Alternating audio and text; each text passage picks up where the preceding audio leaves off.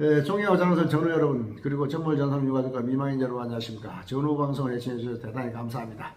오늘도 힘차게 구독, 좋아요 큰 힘이 됩니다. 제가 지금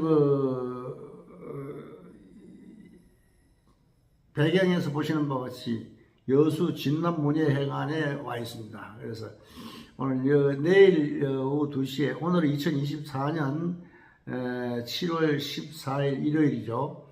오후 방송을 시작하고 있는데요. 내일 오후 2시부터 여기서 전 세계 생방송으로 라이브 방송으로 나가기 위해서 아마 1시부터 미리 나갈 거예요. 1시부터 이때 그 전시회관 같은 것도 하고 나갈 건데 한 1시간 정도 간단히 하겠죠. 한 2시, 3시 끝나면 바로 또 서울로 제가 올라가야 되는데 그 전에 너무 오랫동안 전우들한테 자꾸 방송을 지원한 것을 오늘 급히 여기 전남 고효주 지부장과 만나서 잠깐 미팅을 하고 방송을 시작하고 있습니다. 내일 오늘 그 썸네일에서 보시는 바와 같이 목표는 참전유공자법 지원위원회입니다. 왜 그랬냐면은 월남전 참전군인 특별법 제정위원회는 거의 불가능하지 않냐 하는 생각이 들어서 월남전 참전이 아니고 그냥 참전유공자법, 우리가 가지고 있는 참전유공자법 대통령령에 의해서 월 42만원 주는 이 법을 좀 개정을 해서 보완을 해가지고 이걸 한 100만원, 200만원 수준으로 최저생계비, 생활 이런 거 맞춰서 올리고, 그다음에 유족승계, 병급허용 이 세 가지를 법을 지금 개정해달라고 올린 구미의 구자근 의원이 올린 법안이 있어요. 이 법안이 우리가 쉽게 생각해 우리가 꿈에 그리는 법안이에요. 이 법안은 정말 누구한테 부탁 사정해가지고 가서 국무회의 가서 사정하든지 어디 가서 사정하든지 해서 우리가 가서 만들어 달라고 해줘야 되는데, 그 구자근 의원이 이렇게 해준 거는, 물론 해주려고 해준 건지, 아니면 자기 실적만 올리기 위해서 한 건지는 모르지만은, 하여튼 우리에게는 청년 같은 마지막 기회다. 우리가 이제 살아있는 기간 동안에 마지막 기회다 생각하고, 국회 22기 지금, 여기에 좀 상정이 돼서 통과가 될 수만 있다면은, 더 이상 할 게 없다. 그래서 이것을 상정해서 통과할 수 있는 그거를 지원하는 지원위원회가 필요하다. 그 지원위원회는 누가 돼야 되느냐?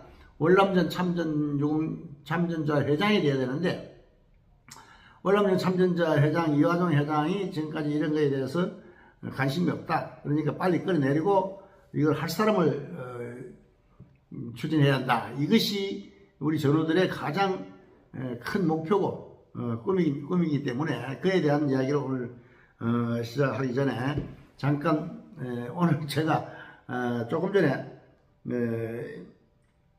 이 여론조사 들어온 게 있어가지고 급히 이것부터 먼저 발표를 하겠습니다. 제가 국민의힘당 당원이죠. 거기서 힘당에서 여론조사 설문조사가 들어왔는데 잠깐 들어보도록 하겠습니다. KOPRA입니다. 저희는 국민의힘 당대표 선거 등 정치 현안에 관한 여론조사를 실시하고 있습니다. 잠시만 시간 내서 응답해 주시면 감사하겠습니다. 연구소 전화번호는 02-780-7718번입니다. 실례지만 선생님의 연령은 만 나이로 어떻게 되십니까? 만 17세 이하면 1번, 18세 이상 29세면 2번, 30대면 3번, 40대면 4번, 50대면 5번, 60대면 6번, 70대 이상이면 7번을 눌러주세요. 네, 몇 번 눌러주겠습니까? 선생님께서 남성이면 자, 이런 설문이 잠깐 들어와가지고 제가 이 응답을 했는데 여러분들 어떻게 생각하십니까? 여러분들 생각하고 제 생각하고 같은지 모르겠습니다만 저도 원한 발표를 하지 않겠습니다. 제 마음은 여러분들은 어느 정도 알고 있으리라고 생각합니다만은 이런 제가 국민의힘당인데 투표 여론조사 대상인데 원래 이게 13 투표는 말이죠. 17, 18 그 사전 투표하고 19, 20에 본 투표를 하게 되는데 이 여론조사가 지금 14, 15 이렇게 여론조사가 들어온 거는 조금 간복이 아니냐 싶어서 사실은 제가 뭐라 하나 1번 할 거 2번, 2번 할 거 3번 뭐 이렇게 좀 70대도 뭐 40대 뭐 이런 식으로 이렇게 바꿔서 할 수도 있고 안 할 수도 있고 이건 좀 이게 여론조사를 좀 헷갈리게 할 수도 있는데 하여튼 뭐 이런 여론조사를 했다는 거를 여러분들도 많이 해서 우리 저도 많이 여론조사를 했을 거라고 믿고 생각합니다. 그래서 좋은 결과가 있었으면 좋겠어요. 근데 사실 우리나라가 저는 그 어떤 측면에서 이야기하냐면은 중간에 약간 세지만은 저는 방첩사령부가 우리나라 국가 보위를 위해서 생긴 거예요. 옛날에는 원래 대통령 그 방첩사령관이 그 김창룡 사령관은 뭐 이승만 대통령의 그 직계 바로 그 비서실장이나 이런 사람들하고 같은 수준 정도로 굉장히 그 특명. 지금도 말이죠. 대통령 특명 사항으로서 방첩사령관한테 어떤 특명을 주면은 임무를 수행할 수도 있는, 그게 불법이라고 뭐 이렇게 할 수 있지만 불법이 아니고 대통령이 특명을 주면은 그 법을 대통령이 책임지는 거기 때문에 대통령이 지시한 뭐 부하는 말이죠.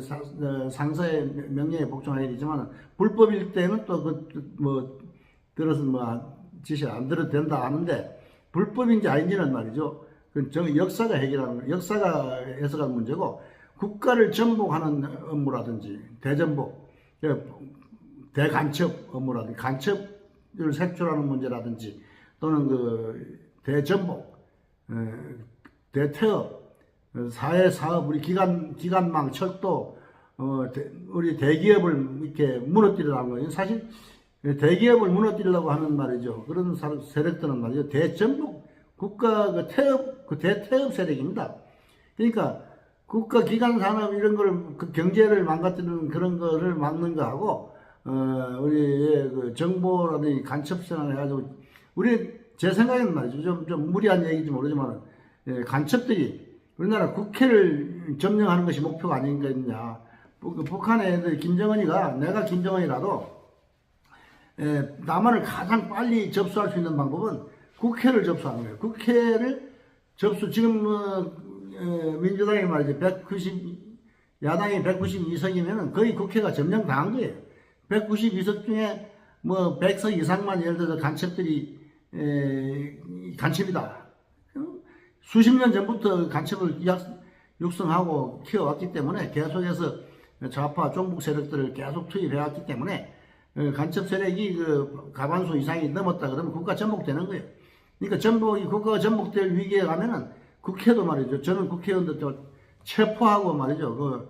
해야 할 국가 전복에 대한 임무를 수행할 수도 있다고 봅니다. 그건 국가가 위기에 처했는데 무슨 법보다도 더 중요한 건 국가의 위기죠.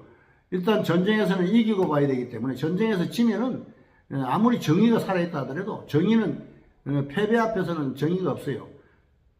정의도 이겨야 정의지 지면은 정의가 안 돼요. 일단은 체포해가지고 전부 대전복 세력을 척결하고 새로운 국가를 혁명은 못할 망정 주도권을 뺏긴다는 것은 제가 이해가 안 가는 그런 상황이다. 이렇게 볼 때 상당히 지금 위기에 처해 있다 우리나라가.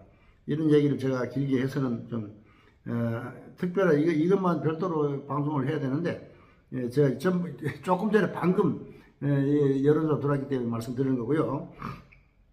우리가 이건 참전유공자법 개정하는데 구자근 의원이 이걸 발의해줬다는 것은 정말 감사한 일이고 고마운 일이고 우리가 바라던 일이기 때문에 이거를 어떻게든지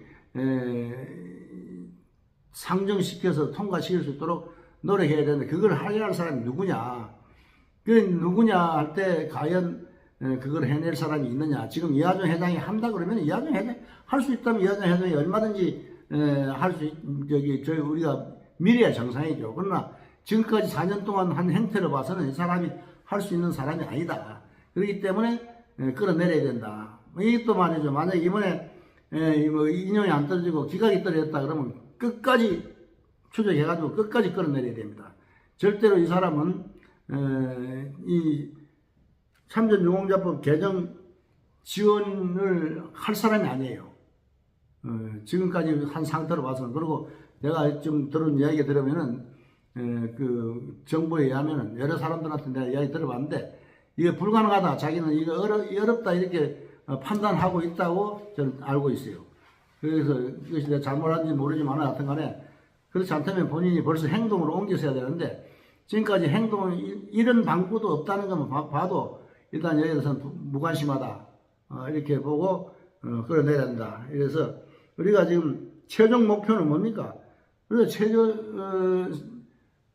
뭐 전투수당이 아니더라도 뭐 보상이 아니더라도 최소한 세제 생계비라도 우리가 지금 42만 원 받고 있는 이거 대통령이 80만 원 준다 해놓고 그것도 지금 진행 안 되고 있는 거 이런 것에 대해서 우리가 100만 원 이상 200만 원까지 당연히 목표 달성해야 되는 상황이 있고 그 다음에 이제 그 유족들이 정말 피눈물 나는 유족들 얼마나 많습니까? 우리 정말 불쌍한 유족들 몇 명 만나봤는데 아주 정말 마음 아파요. 그래서 마음이 아파가지고 내가 할 말을 못한 무슨 위로의 말을 해줘야 될지 말 자체가 떠오르질 않더라고.